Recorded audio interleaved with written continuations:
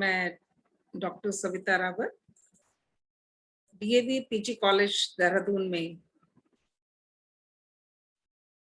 Associate professor हूं और आज मैं जो विषय लेने जा रही हूं वो विषय है universalization of primary education part 2। इससे पहले हमने प्राथमिक शिक्षा के सार्वभौमिकरण की समस्या को देखा था कि कौन से 3 ऐसे विषय हैं जिनमें की यूनिवर्सलाइजेशन या सार्वभौमिकरण की आवश्यकता है। पहला फैसिलिटी या सुविधाएं, दूसरा नामांकन या एनरोलमेंट, और तीसरा हमने देखा था स्थायित्व या रिटेंशन। आज हम बात करेंगे कि इन तीनों क्षेत्रों में कौन कौन सी बाधाएं या कठिनाइयां आती हैं और उन कठिनाइयों को दूर कैसे किया जा सकता है, उसके लिए कुछ सजेशंस हम देंगे। जैसा कि मैंने अभी कहा कि प्राथमिक शिक्षा के मार्ग में सुविधाओं में कौन कौन सी बाधाएं आ रही हैं, या नामांकन में कौन सी बाधाएं हैं और स्थायित्व में कौन सी बाधाएं हैं। तो पहले विषय आता है सुविधाओं के सार्वभौमिकरण के मार्ग में बाधाएं। Obstacle in the way of facilities of primary education. पहली बात आती है कि प्राथमिक शिक्षा जो विद्यालय हैं उनका जाल बिछाए जाने की आवश्यकता है। पूरे देश में हर गांव में कम से कम प्राथमिक विद्यालय होना चाहिए। हमारी आज तक 13 जो पंचवर्षीय योजनाएं हैं उनमें ये प्रयास बखूबी चल रहा है, किंतु आज भी इतनी बड़ी जनसंख्या या इतना फैलाव होने के कारण प्राथमिक विद्यालय हर गांव में खोलना संभव नहीं हो पाया है। दूसरी जो समस्या आती है कि सरकार के पास संसाधनों की, धन की व्यवस्था नहीं है कि वो प्राइमरी जो स्कूल्स हैं उनको संसाधनों से युक्त कर सके या उनको इतना ही अच्छा बना सके जैसे कि आपके प्राइवेट स्कूल्स हैं, जितने की चमकदार या संसाधनों से लबालब, या कहना चाहिए शिक्षकों के जो संख्या है उनमें उपयुक्त है। इस प्रकार की व्यवस्था करने में सरकार जो है कहीं ना कहीं असमर्थ है। तीसरी जो समस्या आती है कि जो संसाधन सरकार उपलब्ध भी कराती है या धनराशि प्रयोग के लिए विद्यालयों के लिए देती है, हर स्तर पर भ्रष्टाचार होने के कारण उसका सदुपयोग नहीं हो पाता है। यह भी एक बहुत बड़ी बाधा है। जो व्यक्ति या संस्थाएं सरकार का हाथ बटाने के उद्देश्य से प्राइमरी स्कूल खोल रही हैं या ये कह रही हैं कि वो सरकार का काम कर रहे हैं कि वो प्राथमिक विद्यालय खोल रहे हैं जिससे कि सरकार के बस का जो काम नहीं है वो उसको पूरा कर रहे हैं, किंतु उनका उद्देश्य ज्ञान का प्रचार प्रसार करना या जनसेवा करना नहीं है। ये विशुद्ध रूप से एक व्यापारिक वो है, आर्थिक लाभ के लिए विद्यालय खोले जा रहे हैं। इसलिए सुविधाओं के सार्वभौमिकरण की कोई जो हमारी उद्देश्य है वो हमारा पूरा नहीं हो पा रहा है इनके माध्यम से। निःशुल्क प्राथमिक शिक्षा की व्यवस्था करने वाले व्यक्ति और संस्थाएं नगण्य हैं। जो भी स्कूल खुल रहे हैं उनमें इतनी हाई फीस है, इतना ज्यादा खर्चा है, इतना बर्डन है पेरेंट्स के ऊपर कि सबके लिए वो बर्डन शेयर करना बहुत मुश्किल है। इसलिए ऐसी संस्थाएं, ऐसे विद्यालय तो अब रहे नहीं जिनमें कि ज्ञान के उद्देश्य से या सरकार का हाथ बटाने के उद्देश्य से या जनसेवा के उद्देश्य से जो विद्यालय खुलते हैं। दुर्गम स्थानों और छोटी बस्तियों में विश्वविद्यालयों की स्थापना करना बहुत मुश्किल है। कहीं हमारे यहाँ भारत की जो भौगोलिक स्थिति है वहां पर कहीं तो रेगिस्तान है, कहीं जंगलों में जातियां रहती हैं, कहीं जो आपके नदी पार करके विद्यालय जाना है, नदी पर आज तक पुल नहीं बने हैं, कहीं आपके दुर्गम अभयारण्यों में जो जातियां रहती हैं वहां जाकर विद्यालय खोलने की आवश्यकता है या खुले हैं। तो ऐसे विद्यालयों को स्थापित करना और चलाना दोनों बहुत मुश्किल काम है, दुरूह काम। हाई एल्टीट्यूड पे बर्फ पड़ी है जहां 6 महीने स्कूल ऊपर रहता है, 6 महीने जो है नीचे बस्ती में रहता है, स्कूल के नीचे गांव में रहता है। तो ऐसे दुर्गम स्थानों में या ऐसी छोटी बस्तियों में जहां आम व्यक्ति का वैसे भी प्रवेश कठिन हो, जहां माहौल पढ़ने पढ़ाने का ना हो आसपास, विद्यालयों की स्थापना करना और चलाना अत्यंत कठिन कार्य है। और सबसे बड़ी जो समस्या है वो है तीव्र गति से बढ़ती जनसंख्या। सरकार हर साल विद्यालय खोल रही है, हर पंचवर्षीय योजना में प्लान बन रहा है कि 5 वर्षों में कितने विद्यालय खोले जाएंगे, किंतु वो संख्या भी कम पड़ जाती है हमारी बढ़ती हुई जनसंख्या के सामने। तो ये हमारी समस्याएं थी, ये बाधाएं थी जो कि हमें इस सुविधाओं के सार्वभौमिकरण में आ रही है। इनको दूर करने के लिए कुछ सुझाव हैं। केंद्र और राज्य सरकारें, सामान्यतः हमारा जो शिक्षा का बजट है वो बहुत कम है पहले तो, क्योंकि रक्षा बजट हमारा बहुत ज्यादा है, और जो शिक्षा का सामान्य बजट है उसमें प्राथमिक शिक्षा के लिए बहुत कम पैसा खर्च किया जाता है। तो हमारी राज्य सरकारों को, केंद्रीय सरकारों को चाहिए कि जो हमारा सामान्य बजट है शिक्षा का, उसका 50% तक प्राथमिक शिक्षा पर व्यय किया जाए। इसी तरह केंद्र और राज्यों से जो प्राथमिक शिक्षा पर व्यय करने की जाने वाली धनराशि है उसकी बहुत ही कड़ी निगरानी होनी चाहिए, अकाउंटेबिलिटी होनी चाहिए, उसकी मॉनिटरिंग होनी चाहिए ताकि उसका सदुपयोग हो सके। केंद्रीय और राज्य सरकारें नीतियों के अनुपालन में पारदर्शिता बरतें। हमारे केंद्र और राज्य की सरकारें शिक्षा के मामलों में बहुत अच्छी नीतियां बना रहे हैं, और जो संविधान में हमारे आज से 70 वर्ष पूर्व सोचा गया वो भी बहुत नीति संगत था, किंतु उसका अनुपालन कितना हुआ है, कितनी पारदर्शिता से उन चीजों को एग्जीक्यूट किया जा रहा है, ये बहुत इंपॉर्टेंट है। इसलिए पारदर्शिता को रखी जाए ताकि हर व्यक्ति उसकी प्रोग्रेस को देख सके।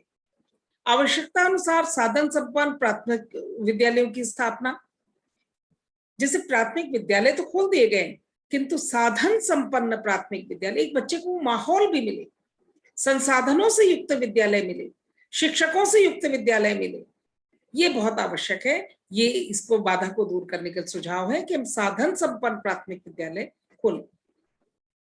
अनुसूचित जाति, जनजाति और मुस्लिम बहुल क्षेत्रों में विद्यालयों की स्थापना, क्योंकि ये लोग शिक्षा के मामले में थोड़ा सा रूढ़वादिता भी कह लीजिए, या ये कह लीजिए काम के श्रम, बाल श्रम को प्राथमिकता देते हैं, तो इस वजह से इन क्षेत्रों में विद्यालय खोलना बहुत आवश्यक है जिससे कि शिक्षा का प्रचार प्रसार बढ़े, क्योंकि शिक्षा के मामले में यहीं पर हमारे आंकड़े थोड़ा कमजोर हैं।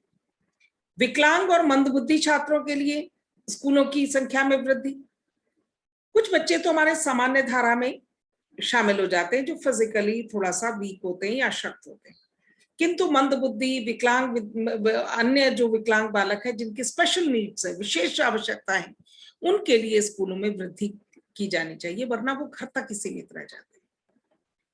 अभावग्रस्त क्षेत्रों में, जो हमारे दुर्गम क्षेत्र हैं, वहां पर प्राथमिक विद्यालय स्थापित करना, उनको विशेष आर्थिक सहायता देना, आवासीय आश्रम स्कूलों की स्थापना करना, जिससे कि वो बच्चे जिनके माँ बाप उनको विद्यालय नहीं भेजते हैं, दूर होने के कारण, आने जाने का साधन ना होने के कारण, या बच्चों के लिए खाने पीने की व्यवस्था ना होने के कारण, वो सोचते हैं कि बच्चा काम में हमारा हाथ बटा ले, तो ऐसे आवासीय आश्रम स्कूलों की स्थापना की जा सकती है।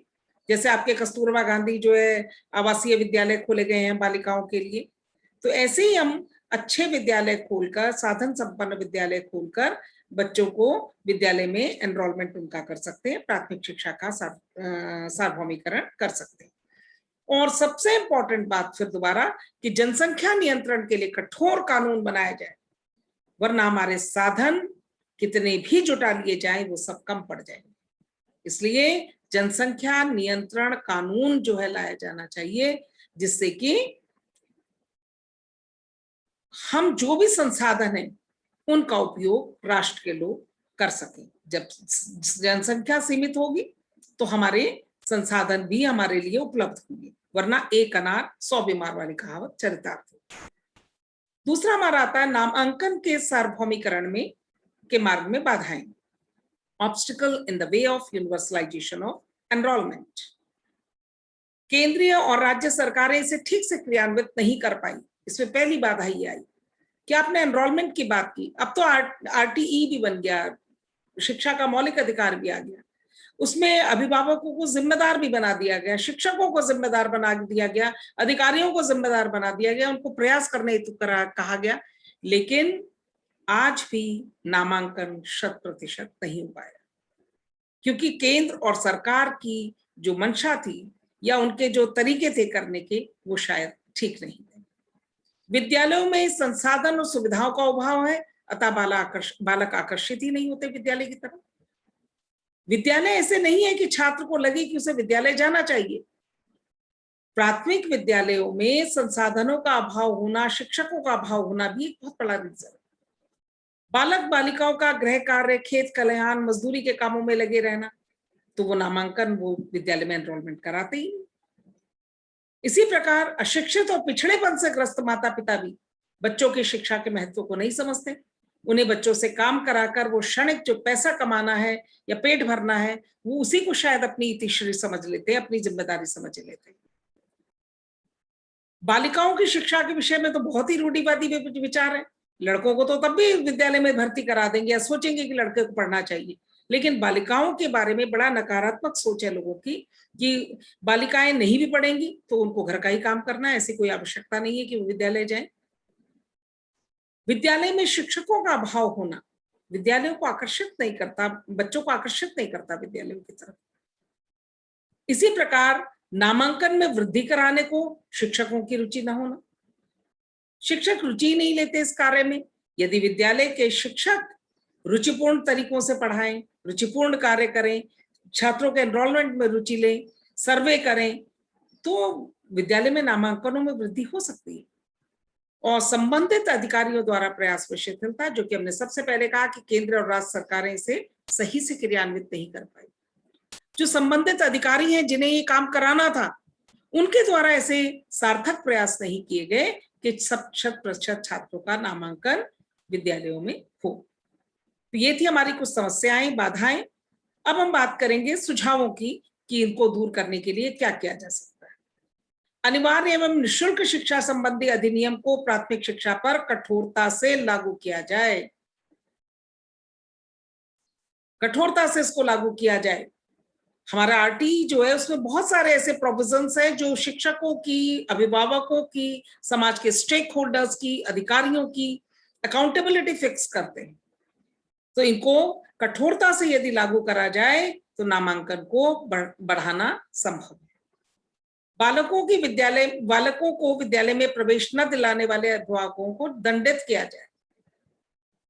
दंडित करने का अर्थ यहाँ पर जेल भेजना या इससे नहीं है, उनको मिलने वाली तमाम सुविधाएं कर्टेल कर दीजिए।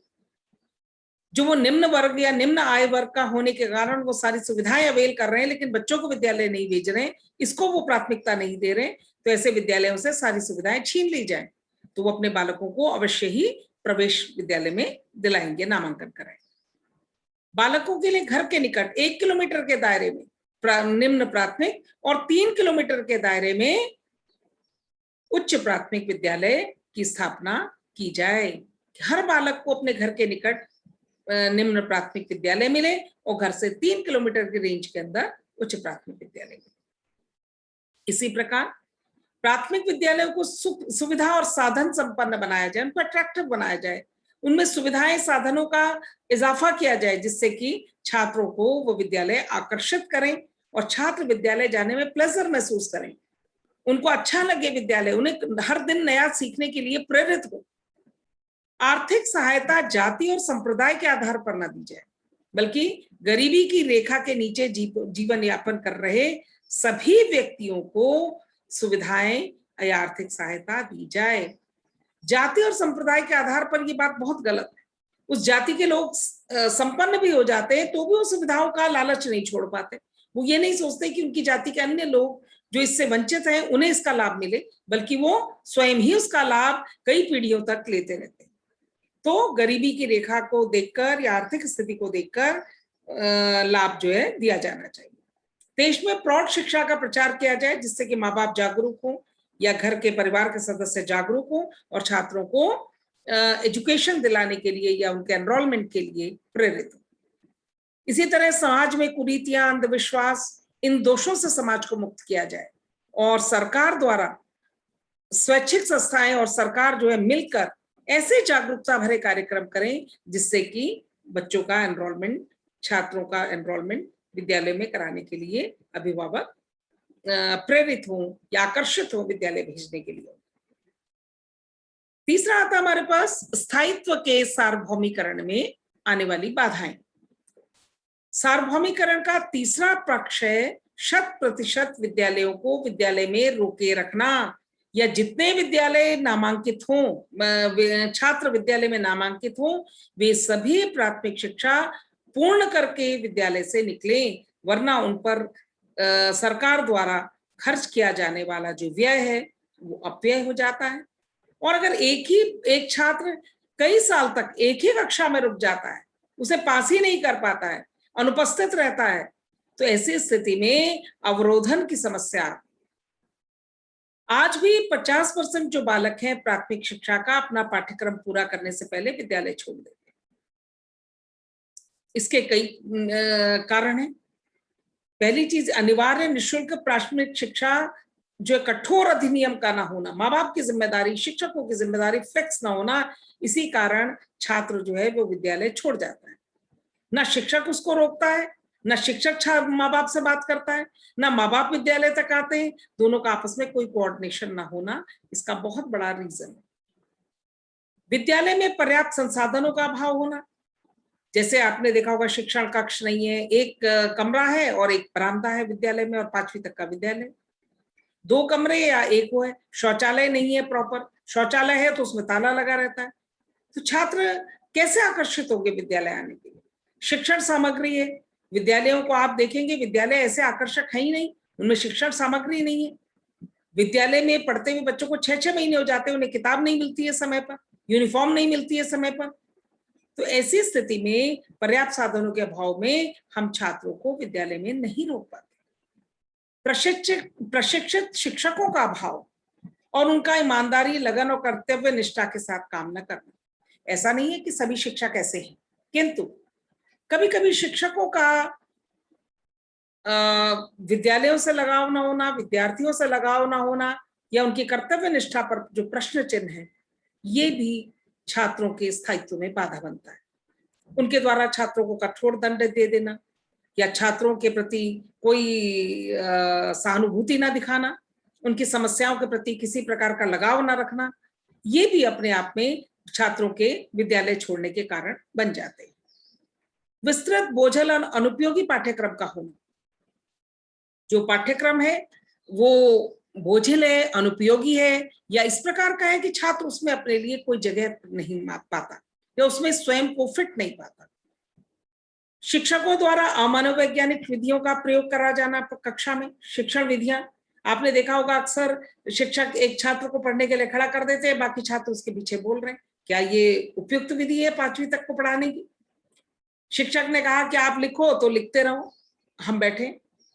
जब तक शिक्षक और छात्र के बीच में इंटरेक्शन नहीं होता, अपनत्व नहीं होता, एक रिश्ता नहीं बनता, एक संबंध नहीं बनता छात्र और अध्यापक का, तब तक जो है शिक्षण विधियां प्रभावशाली नहीं बनती। परीक्षा और मूल्यांकन प्रणाली का दोषपूर्ण होना, हम ये नहीं आंकना चाहते कि छात्र को क्या आता है, हम ये देखना चाहते हैं कि हम ऐसा कुछ पूछे जो उसको ना आता। तो जो उसे पढ़ाया गया है, जो उसे आता है, उसको जांचने की बजाय हम ना आने वाली बात पर जोर देकर, तो ऐसी दोषपूर्ण प्रणाली में बच्चा हतोत्साहित होता है। ये भी एक बहुत बड़ी बात है। और समाज का एक बहुत बड़ा वर्ग जो निर्धन है, जो अशिक्षित है, जो शिक्षा के प्रति कोई उसका लगाव नहीं है, कोई आकर्षण नहीं है, वो अपने बच्चों को नहीं भेजना चाहता। तो ये लोग भी बहुत बड़ी बाधा खड़ी करते हैं छात्रों को निरंतर विद्यालय भेजने में। स्थायित्व के सार्वभौमिकरण की बाधाओं को दूर करने के लिए सुझाव, प्राथमिक शिक्षा न पूरे करने वाले बालकों के अभिभावकों को दी जाने वाली सभी सुविधाएं वापस ले ली जानी चाहिए। जैसा कि हमने पहले भी कहा था कि अगर वो प्राथमिक शिक्षा पूर्ण नहीं कर रहा है तो क्या जरूरत है कि उसके घर में खाना भिजवाया जाए, उनके घर में जो है सरकार द्वारा दी जाने वाली सुविधाएं उनको दी जाए। जितनी भी फ्री की सुविधाएं, चाहे वो गैस हो, चाहे वो आवास हो, चाहे वो शौचालय हो, या वो छात्रवृत्ति हो, ये सभी सुविधाएं तभी दी जाएं जबकि वो अपने बच्चों को प्राथमिक शिक्षा पूर्ण करने हेतु प्रेरित करें, निरंतर विद्यालय आने हेतु प्रेरित करें। प्रशासन तंत्र द्वारा निरीक्षण और पर्यवेक्षण प्रणाली को भी प्रभावी बनाकर भ्रष्टाचार पर अंकुश लगाया जा सकता है। तीसरा सुझाव है कि विद्यालयों को सुसज्जित, सुंदर और सभी सुविधाओं से पूर्ण बनाएं, जिससे कि छात्र आकर्षित हो और विद्यालय में रहना चाहें। विद्यालय में शिक्षकों की संख्या पर्याप्त हो, 1 शिक्षक 5 कक्षाएं, 2 शिक्षक 5 कक्षाएं। कैसे हम ये आशा कर सकते हैं कि वो 5 कक्षा के छात्रों को पढ़ा पाएंगे? और शिक्षकों के लिए आचार संहिता बनाई जानी चाहिए, उनकी जवाबदेही सुनिश्चित की जानी चाहिए। छात्रों को अनावश्यक दंड देना, छात्रों को इग्नोर करना, छात्रों के प्रति लगाव न रखना, समय से न पढ़ाना, कोर्स पूरा न करना, विद्यालय समय पर न आना, समय से विद्यालय न छोड़ना, ये समस्त चीजें आचार संहिता बनाकर शिक्षकों के लिए भी जवाबदेही सुनिश्चित की जानी चाहिए। प्राथमिक शिक्षा के पाठ्यक्रम को जीवन उपयोगी और व्यवहारिक बनाया जाना चाहिए। शिक्षण में मनोवैज्ञानिक विधियों का प्रयोग करके उनको रोचक बनाया जाए, ताकि छात्र पढ़ने में रुचि लें, छात्रों को पढ़ना बोझ न लगे। इसी प्रकार रटने की प्रवृत्ति को निरुत्साहित किया जाए। हमारे यहाँ अर्ली जो कक्षाएं हैं, प्रारंभिक जो कक्षाएं हैं, उनमें रटने की प्रवृत्ति पर जोर दिया जाता है, और धीरे धीरे जैसे जैसे कोर्स बढ़ता है तो रटने की प्रवृत्ति जो है वो पनप नहीं पाती, और ऐसी स्थिति में छात्र को विद्यालय आना बेमानी लगने लगता है, उसे बोझ लगने लगता है। तो रटने की प्रवृत्ति को निरुत्साहित किया जाए। गृह कार्य देने की अपेक्षा कक्षा कार्य पर बल दिया जाए। गृह कार्य देने की तो प्रथा ही खत्म होनी चाहिए। बच्चों को कक्षा के अंतर्गत ही सारा काम कराया जाना चाहिए, और गृह कार्य हमेशा ऐसा होना चाहिए जिसको करने में छात्र को कष्ट न हो। परीक्षा और मूल्यांकन प्रणाली में सुधार किया जाए। छात्र समाज में पिछड़ेपन को दूर करने के लिए आर्थिक नीतियों में बदलाव किया जाए। जो लोग आर्थिक रूप से पिछड़े हैं उनको आर्थिक सहायता प्रदान की जाए। सिर्फ जाति और संप्रदाय के आधार पर इस तरह की आर्थिक सहायताएं, स्कॉलरशिप्स न दी जाएं। आज भी ऐसे बहुत से लोग हैं जिनके पिता या जिनके परिवार के लोग बहुत अच्छे अच्छे पदों पर पहुंच चुके हैं, लेकिन वो किसी जाति विशेष को बिलोंग करने के कारण वो आज भी उन सभी सुविधाओं, आरक्षण नीतियों या समस्त जो है सुविधाओं का लाभ उठा रहे हैं। तो ये चीजें जब खत्म होंगी, आर्थिक आधार को जब आरक्षण का आधार आर्थिक बनाया जाएगा तो सभी को फायदा होगा, समाज का पिछड़ापन दूर होगा। बालक की समस्याओं को समझा जाए। प्रेम और सहानुभूतिपूर्ण व्यवहार से तभी हम स्थायित्व को बनाए रख सकते हैं, तभी हम छात्र को विद्यालय में आने के लिए प्रेरित कर सकते हैं, प्राथमिक शिक्षा को पूर्ण करने के लिए प्रेरित कर सकते हैं। तो ये थी वो सब बातें। हमने देखा कि विद्यालयों को सुविधा संपन्न बनाकर, छात्रों के माता पिता को छात्रों का नामांकन विद्यालय में करने के लिए प्रेरित करके, शिक्षकों को इसके लिए उत्तरदायी बनाकर, विद्यालयों में मनोरंजक विधियों का प्रयोग करके, शिक्षण को रोचक बनाकर, और शिक्षकों के जो स्थायित्व के, बालकों के स्थायित्व के लिए विद्यालय जो है बहुत सी नीतियों को अपना सकता है। छात्रों की समस्याओं या उनकी पारिवारिक जो पृष्ठभूमि है या उनके साथ जो कोई इस तरह की घर में समस्या है, उनके प्रति यदि प्रेम और सहानुभूति का रवैया रखें तो हम स्थायित्व को, रिटेंशन को रोक सकते हैं, अपना सकते हैं, और छात्र को प्राथमिक शिक्षा पूरी करने के लिए प्रेरित कर सकते हैं। सरकार ने बहुत से प्रोग्राम्स और प्लानिंग्स शुरू किए हैं प्राइमरी एजुकेशन को डेवलप करने के लिए। उनमें से कुछ है operation blackboard 1986, programme of mass orientation of school teachers, उनको ट्रेन किया गया 1986 में इसी हिसाब से। ये सब नई शिक्षा नीति के आसपास हो रहा है। SOPT, special orientation programme for primary teachers, basic education plan, district primary education programme, school readiness programme, national programme for education of girls at primary elementary level. इसको शिक्षा अभियान, जो हमारा सर्व शिक्षा अभियान है, उसी के तहत इसको एक कंपोनेंट उसी का है ये। इसी तरह स्कूल चलो अभियान 2004, early childhood care education, national child labour plan 1988, और स्कॉलरशिप, फ्री टेक्स्ट बुक या यूनिफॉर्म बांटना, मिड डे मील स्कीम जो कि आपके 1995 से शुरू की गई, और कस्तूरबा गांधी बालिका विद्यालय 2004। ये सारी प्रयास गवर्नमेंट के द्वारा विभिन्न पंचवर्षीय योजनाओं के तहत किए गए हैं कि हम प्राइमरी एजुकेशन का यूनिवर्सलाइजेशन कर सकें, प्राथमिक शिक्षा का सार्वभौमिकरण कर सकें, जिससे कि हमारे 100% बच्चे 6 से 14 साल के जो बच्चे हैं वो विद्यालय में नामांकन पाएं और प्राइमरी एजुकेशन पूर्ण करने के पश्चात ही जो है वो प्राइमरी एजुकेशन पूर्ण करने के पश्चात ही अपना जो है